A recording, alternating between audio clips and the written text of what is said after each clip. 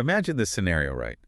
You rent out a nice, normal, three-bedroom house to two university students. Right. Perfectly normal. Yeah, completely legal. Hmm. But then, um, one of the student's boyfriends just quietly moves in. He doesn't sign a lease. He's just, sleeping there every night. Happens all the time. Exactly. No bricks were moved, no walls taken down.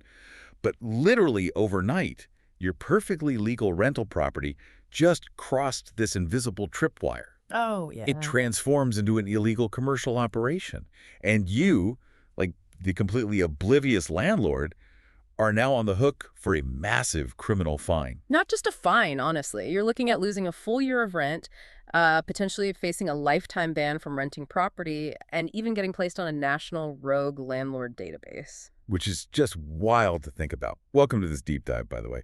Today, we're pulling from a massive stack of housing legislation, the Housing Act 2004, the 2016 and 2018 Acts, to really demystify what the government calls a house in multiple occupation. Yeah, or an HMO, as it's usually called. Right, an HMO.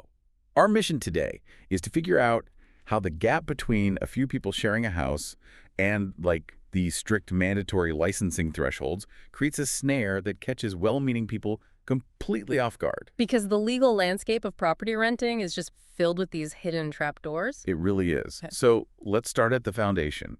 You look at a blueprint, right, and you see walls and doors.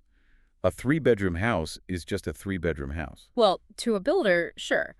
But the law doesn't care about the blueprint. No. Not at all. It cares entirely about the relationships of the people inside those walls. The physical structure is almost irrelevant initially. Okay, so what actually makes an HMO then? So there's this foundational rule in the Housing Act 2004. It's called the standard test. Oh. And it hinges entirely on this concept of a single household. A single household. Yeah. Basically, if a property is occupied by people who do not form a single household, and they share basic amenities, like a kitchen or a bathroom, it enters HMO territory. Well, we definitely need to figure out what a single household actually is then.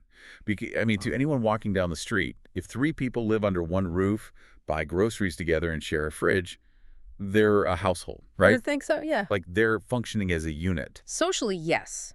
But the legal definition is much, much more rigid. The law strictly limits a single household to family members. Wait, really? Just family? Just family. Married couples, civil partners, or direct blood relatives.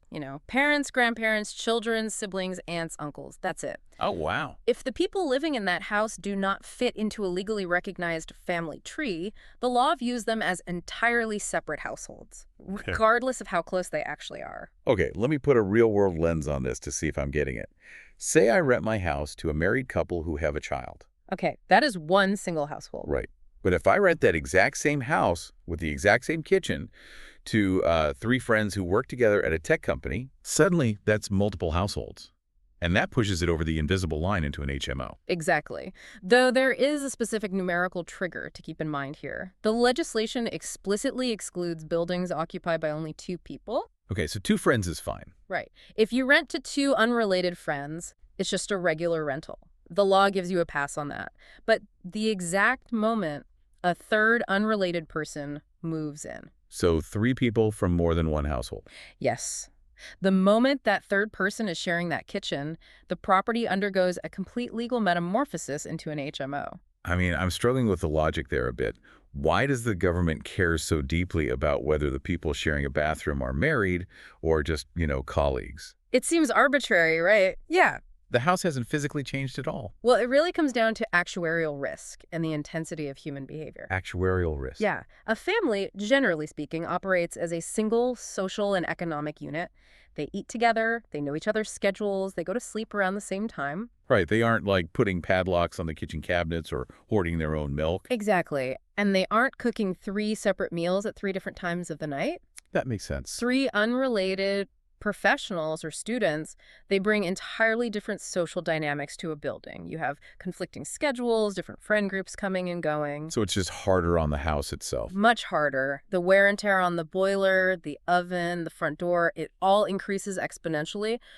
But the critical factor is fire risk. Fire risk, just from having roommates. Yeah. Statistically, people living independently in shared housing are at a significantly higher risk of experiencing a fatal fire than a single cohesive family. The law demands higher safety standards because the behavior inside the house is inherently riskier. Okay, the fire risk argument actually makes a lot of sense. So the invisible line isn't about the bricks, it's about the intensity of the human behavior inside the bricks. Perfectly said. But wait, 3 unrelated people sharing a house equals an HMO. But I mean, I know landlords who rent to 3 people, and they definitely don't have some special commercial license hanging on their wall. And this is where the massive gray area comes in, and where the trap really opens up for unwary landlords. Okay, lay it on me. We have to separate the definition of an HMO from the requirement to legally license an HMO. They are two completely different things. Oh, I see. As we just established, 3 unrelated people made the house an HMO, but the national government set a specific threshold for mandatory licensing, and that trigger is 5 people. 5 people. Yes, if your property houses 5 or more people forming 2 or more households, it absolutely must have a commercial license to operate. No exceptions. Hold on. So if I'm a landlord renting out a house to 4 university students, I'm technically running an HMO because there are more than 2 people. But because I haven't hit that magic 5-person threshold, I don't need a license. I just get to, like, fly under the radar. Well, on a national level, you might not need a license.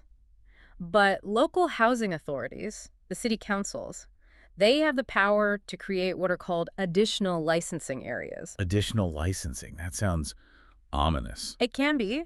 If a local council looks at their data and sees that smaller shared houses are causing, say, noise complaints or rubbish issues or safety problems in a specific neighborhood, They can just change the rules? they can lower that threshold. They can mandate that every single HMO with 3 or more people in their jurisdiction needs a license. That seems incredibly precarious for the landlord. It is. Like, you could be operating totally legally on a national level, minding your own business, and then the local council decides to change the rules. Suddenly you're breaking the law without ever changing how you run your property. Exactly. It feels like an impossible standard to keep up with. Well, the legal philosophy here is that providing housing is not a passive investment. It is an active business. Right. And if you are running a business, the burden is entirely on you to stay updated on local regulatory changes. The council is not going to knock on your door and give you a personal tutorial. I guess that's fair. Yeah, ignorance of local designations is absolutely not a valid defense in court. Okay, let's say I'm in a town that hasn't lowered the threshold. I have my 4 students, no license required locally or nationally. I'm like totally in the clear. Not at all. Oh, come on. I know. Even if your 4-student HMO doesn't need a formal license, it still falls under a separate set of strict management rules. What kind of rules? The management of HMOs regulations. These are continuous, non-negotiable legal duties placed on the manager of any HMO, licensed or not. You have to maintain all means of escape from fire. You have to ensure all common parts. Hallways, staircases, shared kitchens are in safe working condition. What does that actually look like in practice, though? Because safe working condition sounds pretty broad. Okay, well, if one of your tenants leaves a bicycle in the front hallway and that hallway is the primary fire escape route, you as the landlord are committing a criminal offense. Wait, seriously? Yes, even if you didn't put the bicycle there, even if the house is unlicensed. The law says you are managing an HMO and you failed to maintain a clear fire escape. That is wild. The landlord is legally responsible for a tenant's messy hallway habits. Exactly. You have to actively manage it. All right, so let's move to the scenario where a landlord does hit that 5-person threshold, or they fall under a local council's strict rules, and they actually have to apply for the license. The licensing gauntlet. Yeah, reading through these housing acts, it's pretty clear this isn't just like paying a $50 processing fee and getting a stamp in the mail. Oh, no, not at all. It sounds grueling. The enforcement mechanism is highly rigorous. Under Sections 63 to 66 of the Act, the Council evaluates 3 distinct things before handing over that license. Which are? The physical property itself, the person holding the license, and the person managing the property on a day-to-day basis. Honestly, it feels a lot closer to applying for a liquor license for a bar than just signing a standard residential tenancy agreement. That's a great analogy. Like the government is heavily vetting you as a commercial operator. The level of scrutiny is completely comparable. Let's look at the physical property first. The house must meet strict statutory standards. Right. The council will inspect the ratios of shared facilities. Do you have enough bathrooms for 5 people? Are there enough cooking appliances? And they are incredibly precise about space. Yeah, I noticed the room size rules in the source material. It's not just, is the room reasonably big? They're measuring it down to the decimal point. They really are. Schedule 4 mandates that a bedroom for a single adult, which the law defines as anyone over 10 years old, by the way. Oh, 10 years old as an adult? For space standards, yeah. That room cannot be smaller than 6.51 square meters. 6.51. And if 2 people share a room, it must be at least 10.22 square meters. You cannot just take a regular house, shove a bed into a large walk-in closet or a tiny study, and call it a bedroom to maximize your rental yield. In fact, if a room is under 4.64 square meters, it cannot legally be used as sleeping accommodation at all. I just can't get over the 6.51 square meters. Why the 0.51? That is so hyper-specific. That is very specific. What happens if a council worker comes in with a laser measure and the room is 6.5? Does the landlord fail? Technically, yes, they fail. The rigid numbers remove the ambiguity that slumlords historically use to exploit vulnerable tenants. Ah, okay. That makes sense. And this physical standard isn't just a one-time hurdle either. There's the Homes Fitness for Human Habitation Act. Right, the 2018 Act. Exactly. It dictates that the property must remain safe and fit throughout the entire duration of the lease. You can't just pass the initial inspection, get your paperwork, and then, let the roof leak for 3 years. Okay, so the property has to pass the tape measure test. But you mentioned the council also runs the landlord through the ringer. Yeah, this is known as the fit and proper person test. The council wants to know exactly who is profiting from this commercial venture. So they do background checks. Oh, absolutely. They run criminal background checks on the proposed license holder and the property manager. They're specifically looking for offenses involving fraud, violence, drugs, or unlawful discrimination. What if a landlord doesn't have a criminal record, but they are just, notoriously bad at their job? How do you mean? Like, they have a history of ignoring tenants' complaints about broken boilers or pest infestations. Do they still pass? Actually, no. The council looks at past contraventions of housing law as well. If a landlord has a history of failing to fix hazards or ignoring improvement notices from the city, they will likely fail the fit and proper test, even without a formal criminal conviction. Really? Which makes me wonder, if I'm a shady landlord with a terrible track record, couldn't I just use a front man? A proxy. Yeah. I put the license application in the name of my cousin, who has a spotless record, but I'm still the one collecting the rent and refusing to fix the boiler. The legislation actually anticipates that exact loophole. Oh, they caught that. They did. The council is required to evaluate the financial viability and management competence of the operator. Basically, they follow the money. The council must ensure the license holder actually has the authority, the cash flow, and the competence to maintain the building safely.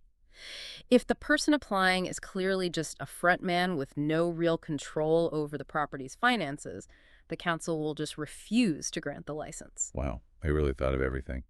Which I guess brings us to the most explosive part of this deep dive, the consequences. Trapdoors. Yeah, let's go back to that scenario I opened with. The landlord has 4 students, totally legal. The boyfriend quietly moves in. Right. The landlord doesn't notice. Suddenly, there are 5 people in the house from multiple households. The property has just crossed the mandatory licensing threshold. What actually happens when the council finds out? The legal fallout is catastrophic for the landlord. Under Section 72 of the Housing Act 2004, operating an unlicensed HMO that requires a license is a strict criminal offense. A criminal offense, just for letting the boyfriend stay there. Yeah. I mean, I get bringing the hammer down on a slumlord who intentionally crams 10 vulnerable people into a dangerous, moldy basement. Of course. But hitting a naive landlord with a criminal record just because the social dynamics of the house shifted without them noticing, that feels incredibly harsh. It does feel harsh, but the government's stance is that ignorance is explicitly not a defense. Really? No, I did. No pass. None. The only valid legal offense in proceedings is proving you had a reasonable excuse or that you had already submitted a licensing application. So I didn't know he moved in. Doesn't work. It rarely holds up in court. The law places the burden entirely on the landlord to actively inspect and monitor who is living in their property. Providing housing is a profound responsibility, and the financial penalties are designed to be extremely punitive. When you say punitive, what are we actually talking about in, dollars and cents or pounds and pence? Okay, well, if you're caught running an unlicensed HMO, the tenants or the local council can apply to a tribunal for what's called a rent repayment order. A rent repayment order. What does that do? It allows the tribunal to force the landlord to refund up to an entire year's worth of rent. A full year. A full 12 months. Let's put that into perspective for a second. If you're listening to this and you happen to be renting out a starter home or maybe a property you inherited, and you're charging, say, $1,000 a month, Right. losing $12,000 in a single blow isn't just a slap on the wrist. That's potential bankruptcy. It is. It's designed to completely strip the landlord of any financial gain they made while operating illegally. Ouch. And it gets worse. How could it be worse than losing a year of rent? Under Section 75, if your HMO is unlicensed, you lose the power to evict tenants using a standard Section 21 no-fault eviction notice. Wait, so you can't even kick out the boyfriend who caused the problem? Yeah. Nope. You are effectively trapped with the very tenants who might be causing the overcrowding while you are simultaneously committing a criminal offense until you can manage to get the license sorted out. That is a nightmare scenario. And I read that the laws were updated a few years ago in the 2016 Act to make this even tougher. They were. I saw the term banning orders in the source materials, and it blew my mind that someone could literally get a lifetime ban from letting property. Yeah, the 2016 updates brought in some heavy artillery. They introduced alternative financial penalties where local councils can issue civil fines of up to £30,000 per offense. 30 grand. Exactly.